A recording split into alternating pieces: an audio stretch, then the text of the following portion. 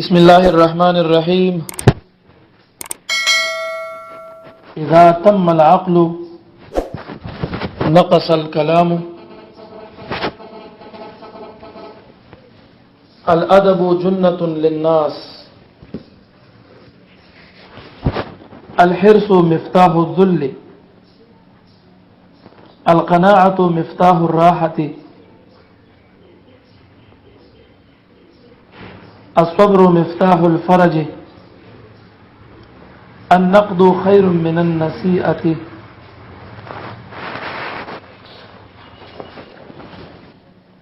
کله چې د یو انسان عقل پوره شي، عقل کامل شي، نو د عقل پوره کېدو او د کامل کېدو یو علامه ده هغه دا ده چې انسان خبرې بیا کم شي. د کم انسان چې عقل پوره وي نو دی به خبرې کمې کوي، او خيار سړي خبرې کمې وي، او د کم عقل سړي خبرې ډېرې وي. اکثر په دې معاشره کې دا خبره مشهوره ده وي زنانه خبرې ډېرې کوي. هغه وجه دا ده چې د زنانو عقل په نسبت د نارینهو باندې کم وي. زنانو ته ناقصه العقل ویل شوي دي، خو په دې زنانو کې ټول زنانه داسې نه دي. بعض زنانه پکې ډېر پاک دامنې عاقلی او خياري د خپل دوستانه هم شته. خدا عقل د پوره کېدو دا یو غټه علامه ده چې کله عقل تمام شي نو بیا خبرې انسان کمی کی، او چې عقل کم وي نو خبرې به زیات وي. او خيار انسان خبرې کمی کوي، خو دا خبرې بیا د ډېر لوی حکمت نه او د ډېر لوی مطلب نه ډکې وي. لکه ګوري تاسو به د محبوب علیه الصلاۃ والسلام مبارک حدیثونه وګورئ، د احادیث دغه خبرې وي زمونږ د لپاره حدیثو ګرځیدل. د هغوی مبارک دا خبره یو خبره به وړه خبره به دومره لوی فلسفه او دومره لوی مطلب پکې پروت وي چې په سونو علما دغه په تشریح کې په سونو کتابونه لیکي، خو لیکن دا حدیث مطلب سرته نه رسیږي. دا د محبوب علیه الصلاۃ والسلام د کمال عقل هغه دلیل دی چې هغه مبارک ته رب ذوالجلال ډېر لوی عقل ورکړي. اذا تم العقل، کله چې تمام شي عقل، پوره شي عقل، نقص الكلام، نو بیا نقص معنا کم شي، الکلام خبري بیا خبري کم شي، بیا انسان خبري لګي کوي. الادب، ادب چې دی جنتون دا ډال دی، ډال للناس. ګوري په جهاد کې په خوا یو ډال استعمالې دو، تور بوانه زبوا ډال به د اوس په نه جوړو، مجاهد بدن سره لاس کې نیولې، کافر یا دشمن به په گزار کولو نو ته ورته غډال مخ کې کو نه گزار با د توري په غډال ولګېدو نو دی به بچ شو او غډال به گزار واغست. نو د کافر د گزار نه یا د دشمن د گزار نه د نقصان نه به انسان بچ کېدلو، د ظاهري نقصان نه. دا ادب چې دی، ادب کاغه د پیر وی، که د استاد وی، که د مور پلار وی، که د مشر وی، که د جماعت دی، که د قران دی، که د خوش پورزو دی، خدا ادب کول چې دی نو دا ادب دا یو ډال دی. په دې سره خلق ځان ساتي د هلاکت نه، د ګناګاریدلو نه، د خدای تعالی د خفقان نه، د عذاب د جهنم نه، په دې باندې بزان ساتي. اوس که یو انسان د اولیاء په مجلس کې بېدبي کوي یا د اولیاء په شان کې بېدبي کوي، نو د باندې به د اولیاء غشي ورخخېږي، د هغې په غشي باندې به لګي. خو که د سره ادب وي نو ګوره د اولیاء گزار نه به دی بیا بچ وي. ادب دی ور سره نو بیا په هغې گزار نه کوي. اسې مثال له خبرې ویم، یا دغه رنګ د مور پلار د ازار نه به بچي، د معاشري د مشرانو د ازار نه به بچي. چې کله مؤدب انسان ادب کوي نو بیا ته هغه استاد یا پیر یا مشر ته بیا نه خفه کېږي، ځکه دا بچی یا د شاګرد ډېر مؤدب دی. نو چې کله دی ادب کوي نو دی بیا د هغې د ازار نه بچ کېږي. او علما وایي چې کوم انسان د استاد ادب کوي،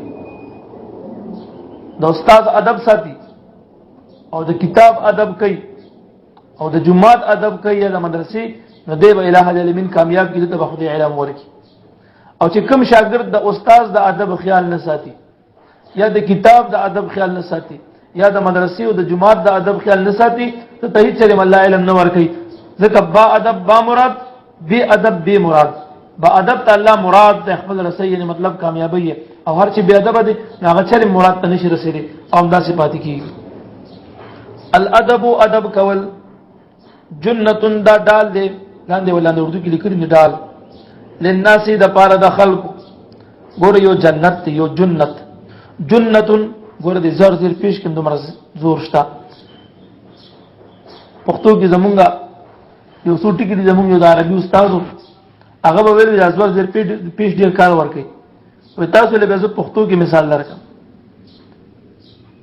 منګي منګي د میم زور دی نو منګي ویل شي میم لذیر ورکا میګي میګي ته نه جوړ او میم له پیش ورکا موګي نو منګي میګي موګي په دې زور زر پیش سره څومره خبره بدلیږي ستا پښتو کې دومره بدلیږي چې په عربی کې تاسو د قران او حدیث کې د زور په ځای زیر وایي د زیر په ځای پیش وایي نو دا څنګه کې بیا مطلب او د خبرې هغه چې کوم معنی دا غلطيږي یا په انسان ګناګاری نو ډیر په احتیاط سره قران عظیم شان لولي احادیث او علم ډیر په احتیاط زده کوي ځان په پوره پوي چې بیا په ځای د ثواب ګناګاران نشي الادب ادب کول جنتون دا ډال دی للناس د پاره د خلق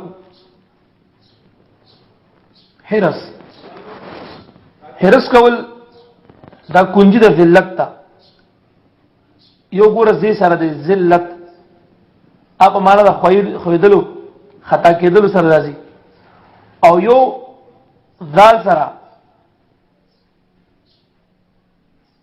نو دا ذال سره چې کوم ذل راځي یا ذلت راځي نو دا په معنا د رسوایی او شرمندګي او ذلیل کېدلو باندې او یو زوی سره د ذل نو په معنا د سوري سره راځي نو زال زی او زوی ذلت ذلت او ذلت د درې واړو کې فرق دی دلته دا په معنا د زال سره دی درته وی الحرس مفتاح الذل حرس چې دی حرس ته وی په خپل حساب باندې صبر نه کول دبل مال تزړه کول دبل حق وهل ته حرس ویل شي د دې یو علامه هم خود لري شوی د علما دا وی چې کوم انسان روټه خوري او د خپل مخ نه نخوري او د بل مخ نه ترکاری یا روټه چته یا د بل د مخ ته عام خوري نو د سړي کې حرس ته دا حریص دی نو حرس چې کوم دی دا خو صفت نه دی د سره انسان په معاشره کې خوار شي ذلیل شي د خلکو په نظر کې سپک راځي الحرس حرس چې دی مفتاح الذل دا کنجی د ذلت لاندې ګور ذلند ذل لاندې ګور ذلت لیکل مطلب څه شو حرس چې دی نو دا چابي د ذلت ته په دې سره انسان ذلیل کیږي چا چې حرس شروع کړو د پزان باندې د ذلت دروازه پرانستا ګور په دې چابه باندې انسان تعالی کولاوي تعالی چې کولو کنه بیا دروازه کولو شي نو ګور مطلب دا دی چې کوم انسان حرس شروع کو په د باندې د ذلت دروازه پرانسته شو دې به همیشه د پاره ذلیل ګرځي القناعت مفتاح الراحه قناعت په خپل حساب باندې صبر کول کوم انسان چې په خپل حساب او په خپل نصیب باندې راضي شو دی دا قناعت وای نو دا قناعت کول چې دی دا کلید لاندې ولاندې لیکلي مفتاح لاندې ګوري کلید لیکلي نو دا قناعت کول دا چې کوم دی چابي د راحت تا کوم انسان چې په خپل حساب باندې راضي شو نو دی به همیشه په راحت کې وي په سکون کې به وي د زړه د خفګان نه بخلاص او دا چې کوم په خپل حساب ناراضي کیږي بل ته ګوري وغه ته زیریږي او پسخيږي او کډیږي بیا پړ کې ورته غوسه کیږي نو دا انسان به همیشه د لپاره بیا آرام وي او چې کوم انسان په دې خپل حصہ د خدای ناراضي وګرځیدلو او په دې خوشاله شو نو د راحت او سکون کې شو القناعت قناعت کول مفتاح الراحه دا چابي د راحت ته په دې سره انسان همیشه د لپاره راحت کی وي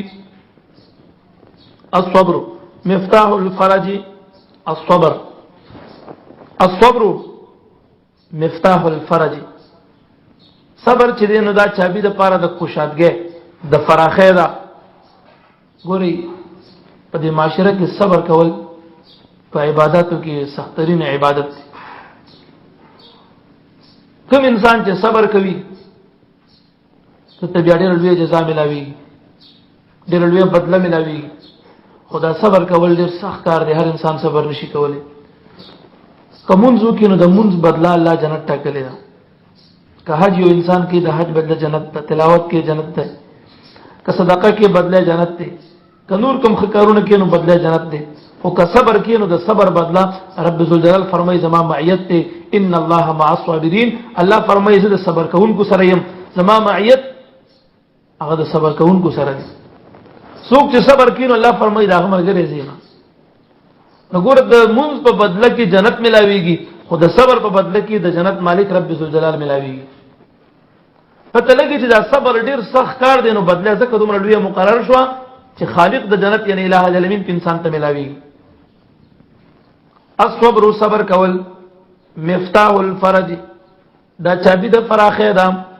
کار څومره در باندې سختی راشي ته پکې صبر وکي یو ورځ بدینه بعد در باندې خدای فراخي راولي. یو شاعر وایي نسی چې روجي ورپسې خامخا اختروي، د وصل خوند زیاتېږي د هجران د برکته. څه مطلب چې انسان روزه نسی سختی تیری، د دې سختۍ نه بعد بیا خامخا د روزو نه بعد یو اختر بیا راځي. نو د هر سختۍ نه بعد یا یو ثاني ده. ان مع العسر یسرا، قرآن کې الله فرمایي د هر سختۍ نه بعد بیا ثاني ده، سختۍ سره ثاني ده. نو لږ سوچ کوئ دې خبرو ته. الصبر صبر چې دی مفتاح الفرج، دا چابي د فراخه ده. دې سره انسان باندې بیا وروسته فراخي راځي او چا صبر چې اختیار.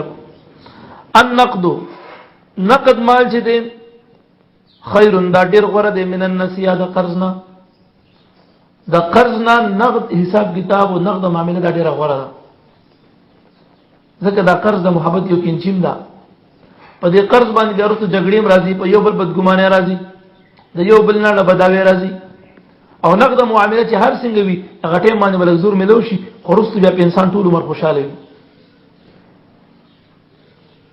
النقد نقد چې دی یعنی مطلب نقد چې دی پښتو کې مونږ وایو خیر، دا ډیر غوړه دی من النسیات د قرض نام، د قرض نه لاندې کې ودار د قرض نه چې کوم دی دا نقد معامله دا ډیره غوړه ده. بس دې پوه. اذا تم العقل، کله چې تمام شي عقل، نقص الكلام، کمی بشي خبرې، چې عقل پوری خبرې کمی. الادب ادب جنة دال للناس، د پاره د خلق. نو چې څنګه په ډال باندې خلک د تور د گزار نه بچ کی ځان، نو دا غرنګ په ادب سره د آخرت د بربادیدون انسان بچ کی. الحرص حرص کول مفتاح الذل، دا کنجی د ذلت. القناعت صبر کول په خپل حساب باندې، راضی کېدل په خپل حساب. مفتاح الراحت، دا چابي او کنجی د پاره د راحت تام. الصبر صبر کول مفتاح الفرج، مفتاح چابي ته وي، نو دا صبر چې دا چابي د پاره د فرج کوشادګي ده، د فراخه ده. النقد نقد مال چې دی خیر ډیر غوړه دی من النسیه د قرض نام. اذا تم العقل، کله چې تمام شي عقل، نقص الكلام، نو بیا کم شي خبرې. الادب جنة ادب یو ډال للناس د پاره د خلق.